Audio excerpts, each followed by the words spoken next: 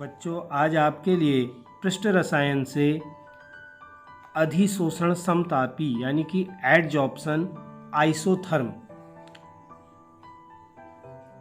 Topic पर हम आज यहाँ पर डिस्कशन करेंगे। तो सबसे पहले अधिशोषण समतापी क्या होता है।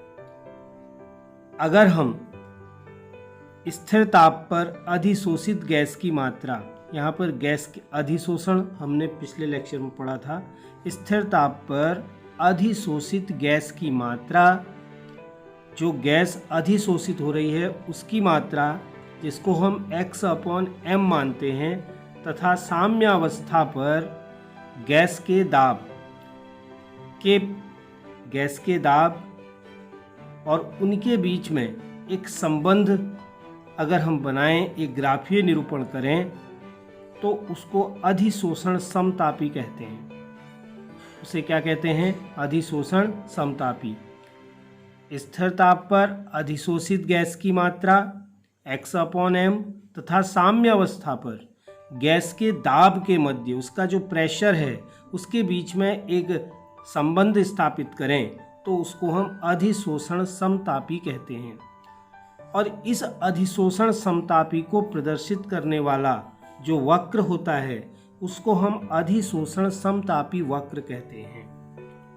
तो इस वक्र को हम समझेंगे। टेम्परेचर को यहाँ पर स्थिर रखना है, स्थिर ताप पर। देखिए हेडिंग में भी समतापी लिखा हुआ है। समतापी का अर्थ है कि टेम्परेचर को स्थिर रखा गया है, टेम्परेचर में कोई परिवर्तन न हो।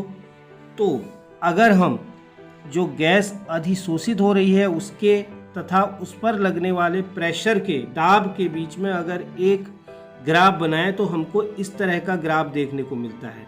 हम इस ओर प्रेशर को दिखा रहे हैं और इस ओर अधिशोषित गैस की मात्रा को दिखा रहे हैं। तो ये इस तरह का जो हमको ग्राफ मिलता है इसको हम क्या कहते हैं?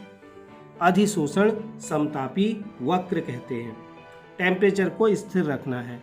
तो बच्चों, सबसे पहले ये तो बात हो गई अधिशोषण समतापी क्या होता है। अधिशोषण समतापी क्या है? अधिशोषित गैस की मात्रा और उसके गैस के दाब के बीच का जो संबंध है, उसके बीच का जो ग्राफीय निरूपण है उसको हम कहते हैं अधिशोषण समतापी।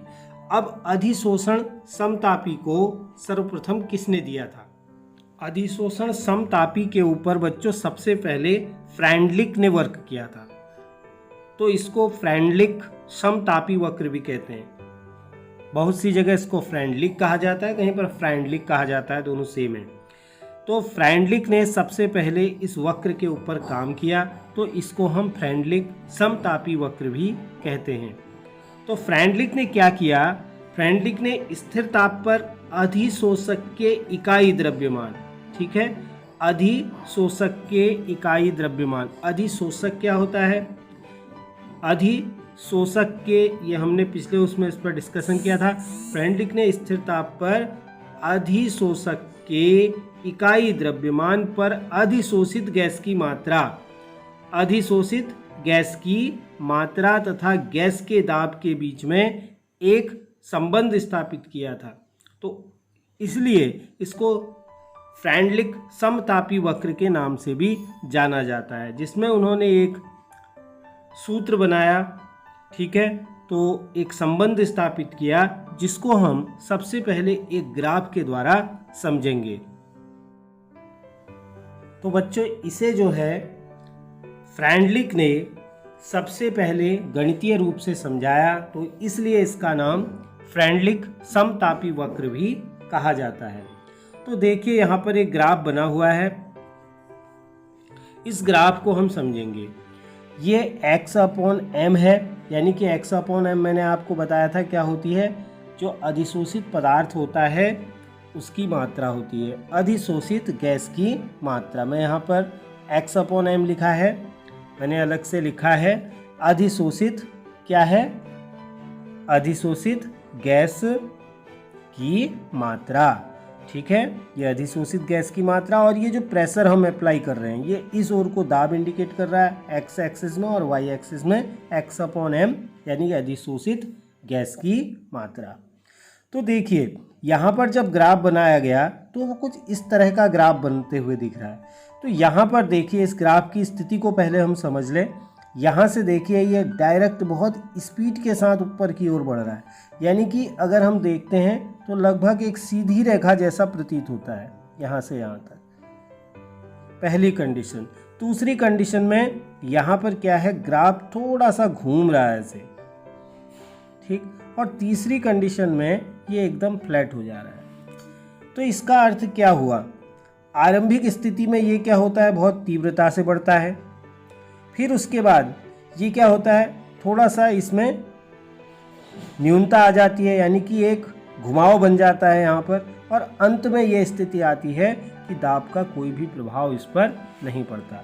यानी कि शुरुआती जब दाब लगता है तो बहुत तीव्रता के साथ ये सीधा खड़ा हो जा रहा है ग्राफ, और उसके बाद थोड़ा यहाँ पर घूम रहा है, उसके बाद फिर फ्लैट हो रहा है।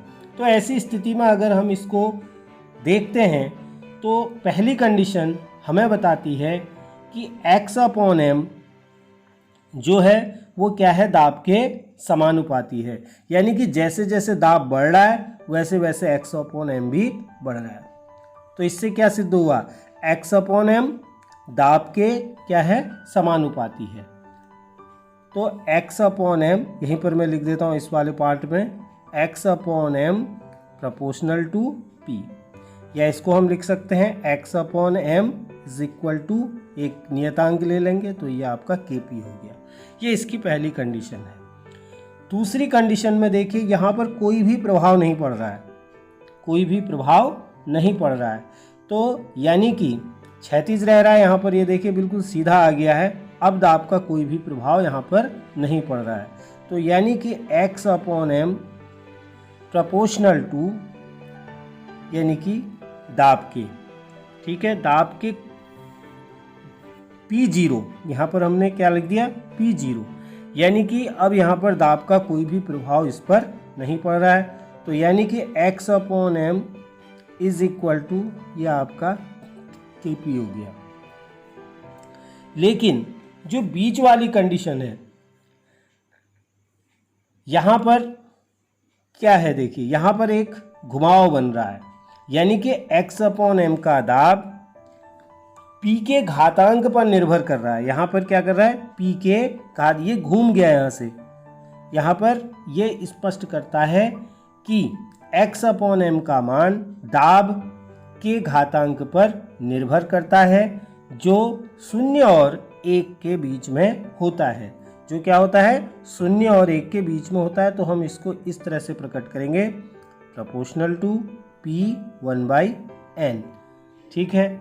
और इसको हम आगे और सॉल्व कर लेते हैं, तो x/m इज इक्वल टू यहाँ पर आ गया k और p1/n। तो जहाँ पर क्या है n, और यहाँ पर एक आ रहा है आपका n, एक आ रहा है आपका k, n और k ये दोनों क्या है, नियतांक है। तो n और k स्थिरांक हैं, इनका जिनका मान अधिशोषित व अधिशोषक की प्रकृति पर निर्भर करता है, ठीक है। तो ये जो ग्राफ होता है इसको अधिशोषण समतापी कहा जाता है, ठीक। अब हम जो है इसकी जो बीच वाली कंडीशन है, ठीक है, हमें इस और इस पर फोकस नहीं करना है। दोबारा से एक बार बता दे रहा हूँ, यहाँ पर क्या था, जो x/m था, अधिशोषित पदार्थ की मात्रा थी, वो दाब से सीधे कनेक्टेड थी। दाब बढ़ने पर वो सीधे बढ़ रही थी, लेकिन उसके बाद थोड़ी समय के बाद वो थोड़ा घूम गई, यानी कि स्पीड थोड़ा सा कम हो गई।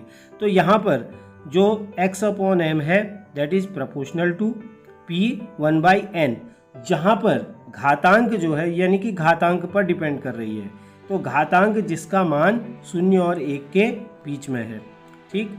तो x/m इज इक्वल टू, यहाँ पर नियतांक ले लिया, ये बन गया। तीसरी कंडीशन में ये डिपेंड ही नहीं कर रहा है, अब प्रेशर का इस पर कोई भी प्रभाव नहीं हो रहा है। तो x/m प्रोपोर्शनल टू p0 ले लेते हैं, तो x/m इज इक्वल टू यहाँ पर नियतांक kp0 ले लिया। तो ये हुआ, इसको हम कहते हैं अधिशोषण समतापी। इस ग्राफ को अगर हम कहें तो ये अधिशोषण समतापी ग्राफ है।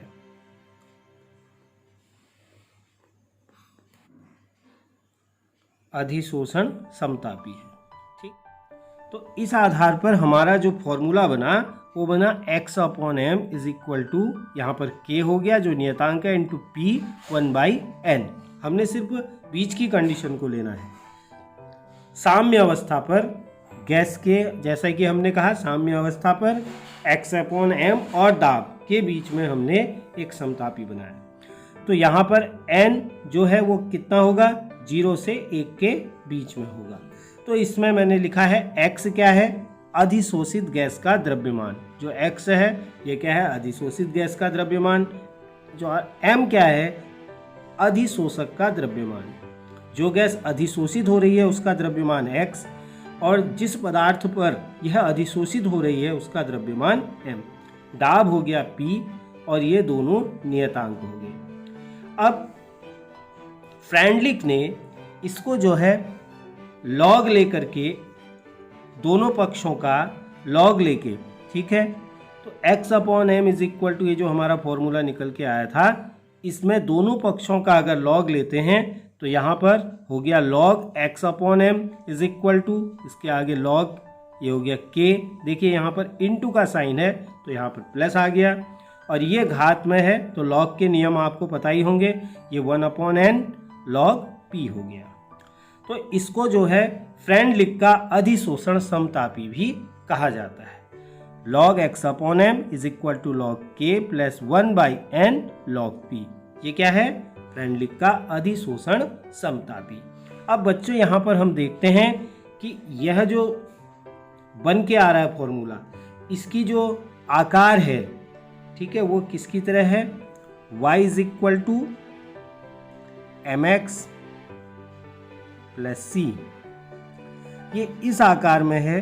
तो इसका जो ग्राफीय निरूपण होगा वो इस प्रकार का होगा। उस फॉर्मूले को अगर लॉग के रूप में जब हमने लिया है तो उसका अगर हम ग्राफीय निरूपण करते हैं तो कुछ इस तरह का ग्राफीय निरूपण होता है। क्योंकि यह y is equal to mx plus c के फॉर्मेट पर है तो इसलिए यह क्या बनाएगा, एक सीधी लाइन बनाएगा, और इसके बीच में जो अंतःखंड बनेगा वह log k बनेगा।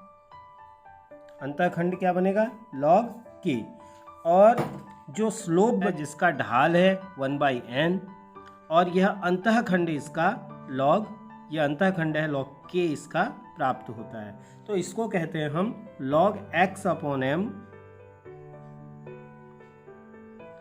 तथा log p के मध्य ग्राफ।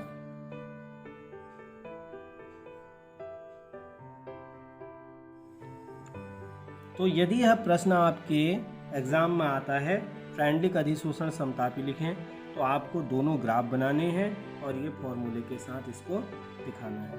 यदि खाली 1 नंबर का अधिशोषण समतापी अगर आपको आता है तो आप अधिशोषण समतापी के बारे में लिख सकते हैं। तो मोस्टली यह जो क्वेश्चन है यह फ्रेंडलिक अधिशोषण समतापी वक्र के रूप में आता है, तो आपको दोनों ग्राफ के साथ और इस फॉर्मूले को भी प्रकट करते हुए लिखना है। तो आज के लिए